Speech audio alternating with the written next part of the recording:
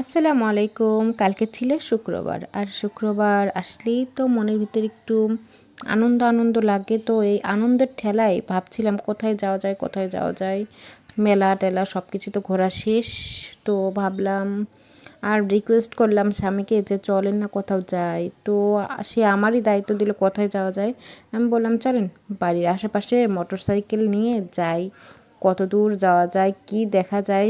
তো আসলাম এখানে এসেই দেখলাম যে অনেক সুন্দর একটা পরিবেশ। এখানে ছোটোখাটো মানে পিকনিক স্পট হয়ে যাচ্ছে আর কি, তৈরি হচ্ছে।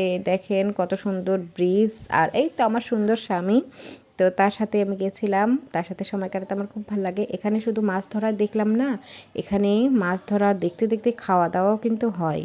এখানে ছিল ছোট ফুচকা, বড় ফুচকা, ভেলপুরি, ঝালমুড়ি, আরও অনেক কিছু ছিল, চা কফি এসব আর কি। মানে ছোটোখাটো একটু ওই কিছু সময় স্পেন্ড করার জন্য যেরকম আর কি থাকে রাস্তার পাশে ওই রকমই। তো বিষয়টা আমার খুব ভালো লাগলো আর ভালো সময় কাটলো আলহামদুলিল্লাহ। তো এই তো এসে গেছে আমাদের ছোট ফুচকা। আমি খুবই ইচ্ছা করছিলাম যে ছোট ফুচকা কবে খাবো, বগুড়াতে পাওয়া যায় শুনেছি, দেখেছি। তো বগুড়াতে যাওয়া হয়নি। তো আমার শেরপুরে আমি পেয়ে গেলাম ছোটো ফুচকা, কিন্তু ডুবিয়ে ডুবিয়ে যে দেয় সেটা আর কি না, এটা হচ্ছে সাধারণ ফুচকার মতো, শুধু সাইজে ছোট। তাও অনেক মজা ছিল। টকটা বেশি একটা ভালো ছিল না, লবণ লবণ ছিল বেশি, মিষ্টি ছিল না, টকও ছিল না, কিছুই না। আর ঝালমুড়িটা স্পেশাল ছিল, ঝালমুড়িটা জাস্ট ওয়াও।